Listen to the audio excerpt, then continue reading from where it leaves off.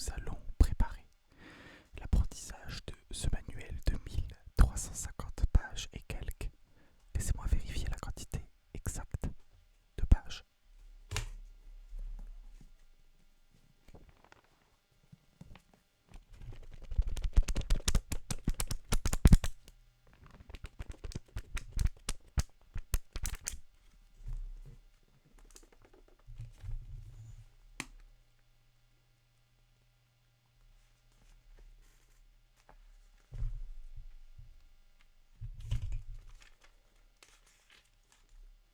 Mais à culpa, il y a en fait 1432 pages.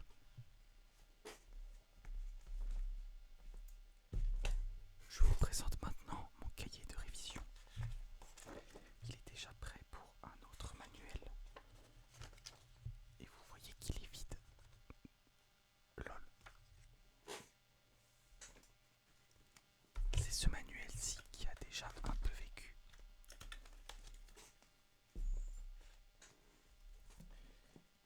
Mais celui qui nous intéresse aujourd'hui est droit de la protection sociale de Monsieur Patrick Morvan. À savoir que Patrick Morvan est un homme avec qui j'ai déjà pu discuter un petit peu, puisqu'il était mon professeur de licence en droit du travail au premier semestre de la L3.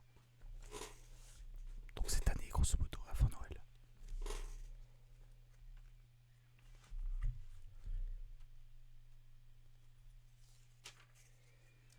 Afin de préparer l'apprentissage de ce manuel, il faudra faire deux choses.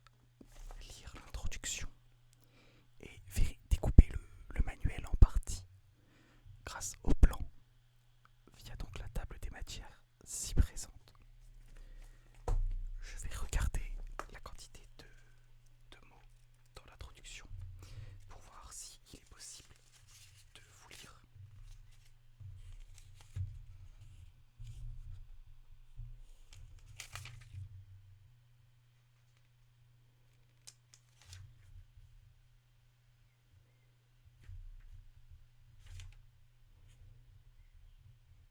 Ok, l'introduction rentre directement dans le vif du sujet, alors laissez-moi vous lire.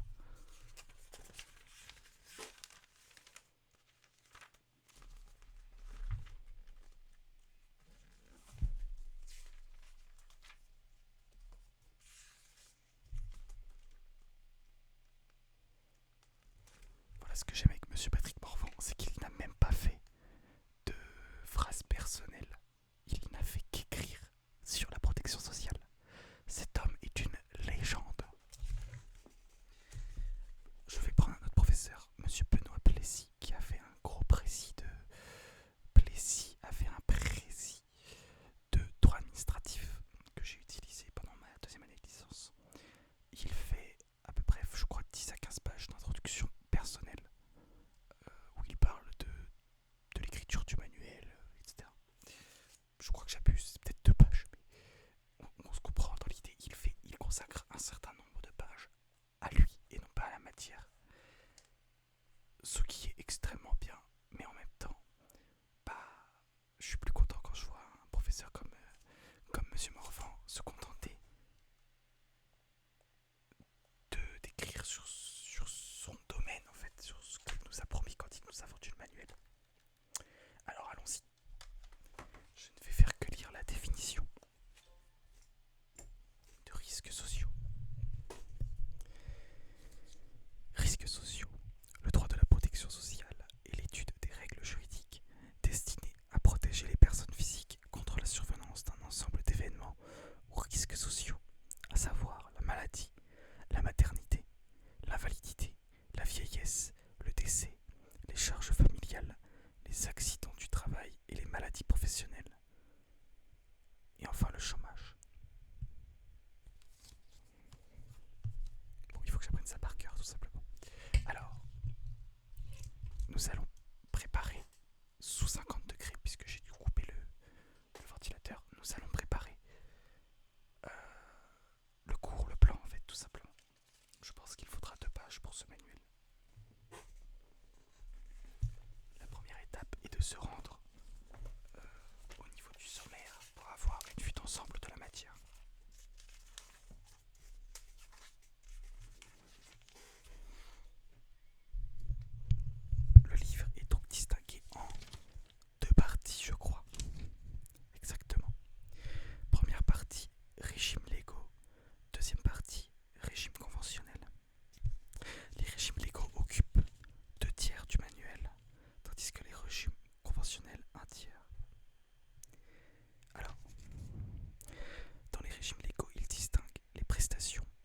ressources et le contentieux de la sécurité sociale.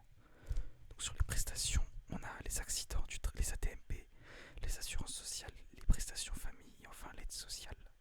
Au niveau des ressources, on a l'assuré exerçant une activité, la dette de cotisation, paiement des cotisations, le contrôle du paiement des cotisations. Ensuite, on a le contentieux de la sécurité sociale avec le recours préalable obligatoire, les litiges de sécurité sociale relevant du TJ, pôle social, les litiges en matière de tarification d'AT-MP, cour d'appel d'Amiens, les règles de procédure et le contentieux disciplinaire des professions de santé. Ensuite, nous avons le régime de...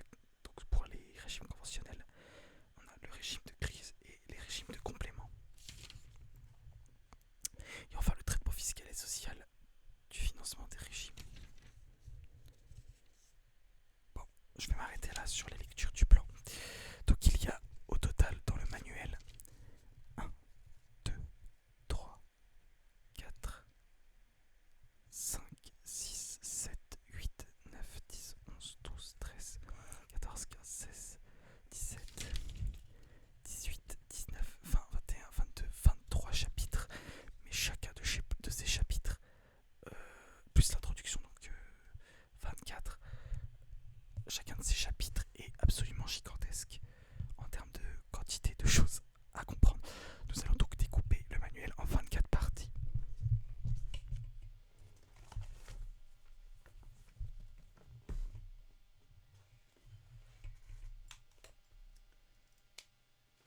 Je vais vous expliquer mon système.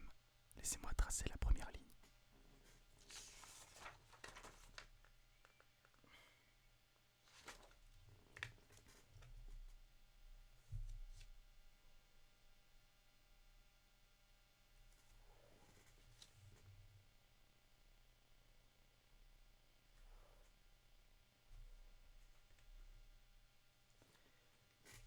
À gauche, il y aura le titre des chapitres et leur savoir si ils sont décollés ou pas. Je vous explique ce que ça veut dire juste après.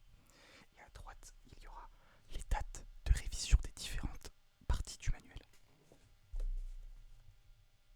Ce sont les dates auxquelles j'aurai révisé.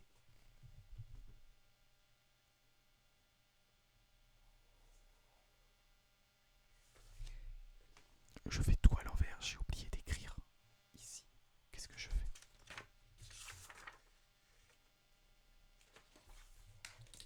Alors j'apprends un manuel par cœur, je l'écris donc dans le coin supérieur droit.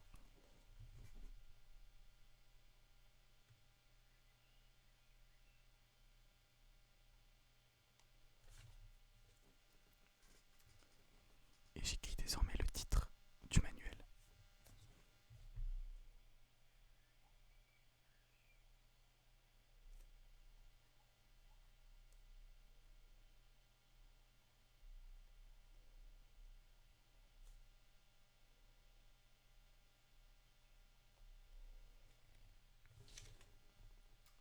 Je n'écris pas le nom de l'auteur pour des raisons pratiques. Mais je sais que M. Morvan a écrit ce manuel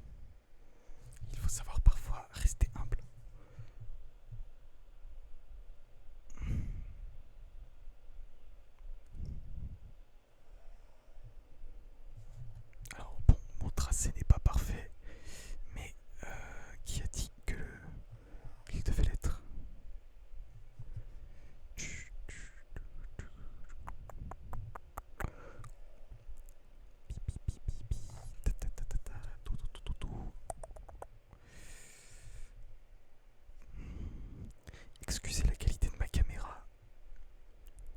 Ma webcam est très vieille et je n'ai pas envie de la changer parce que je suis idiot.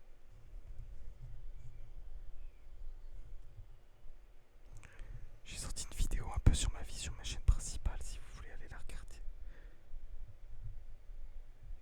Où je mets un peu à jour dans ma vie, enfin qu'est-ce qui se passe. Et vous comprendrez un peu mieux pourquoi est-ce que je fais cette vidéo d'ailleurs. Pour ceux qui veulent savoir, ma chaîne principale c'est TNTOM4.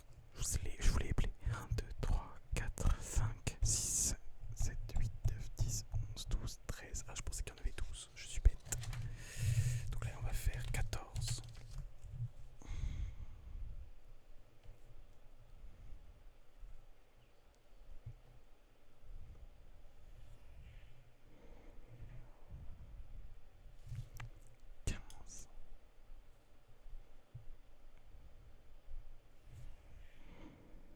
Seize,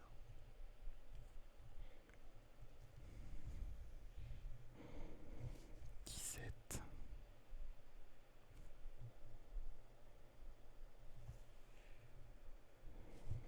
18,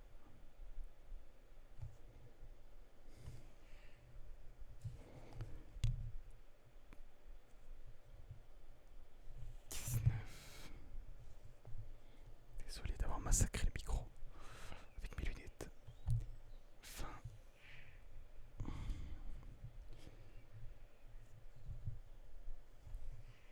21,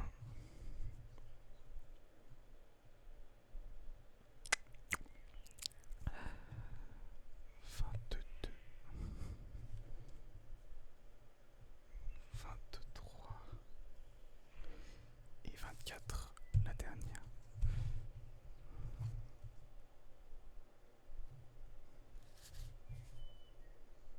Ça n'a pas besoin d'être précis, on s'en fiche. Hop.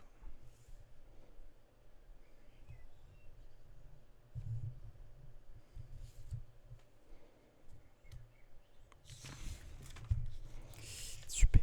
Alors, maintenant on s'équipe du monstre et on écrit les titres. Donc, titre 1, les prestations.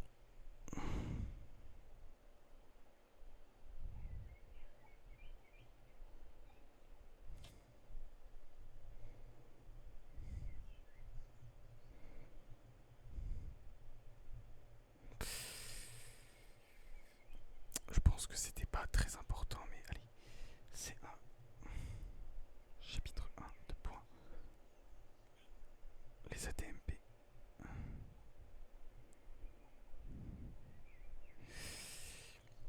C'est 2. Les assurances sociales.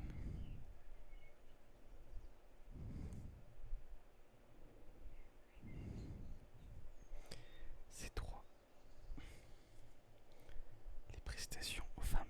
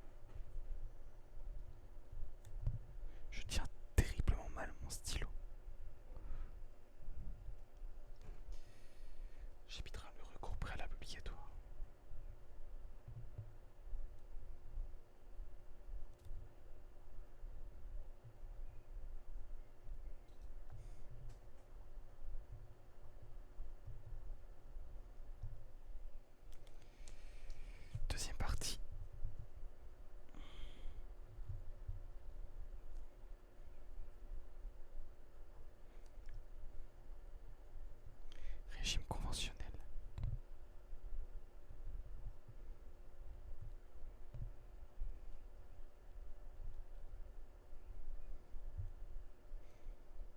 Titre 1, les régimes de crise.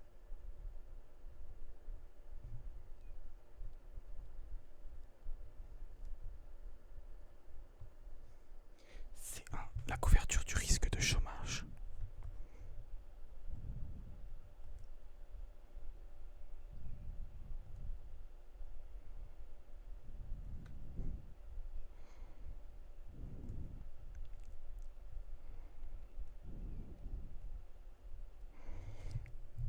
C2,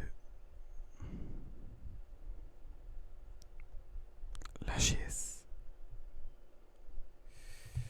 Renvoi. Ah merde, il compte pas. Il compte pas lui. Bah, faudra que je le barre.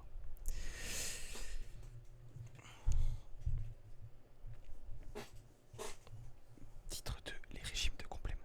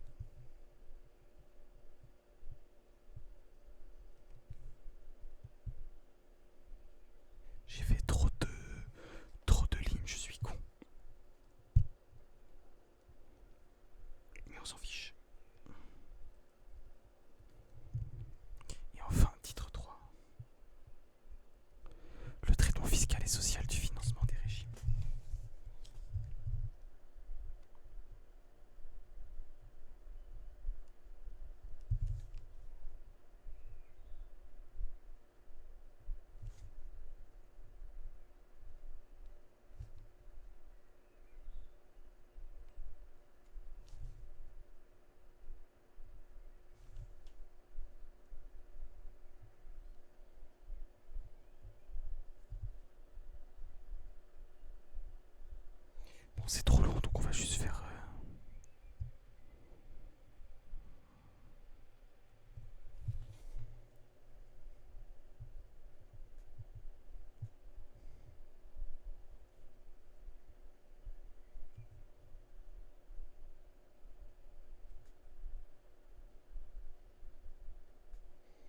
Et enfin, autres prélèvements sociaux obligatoires.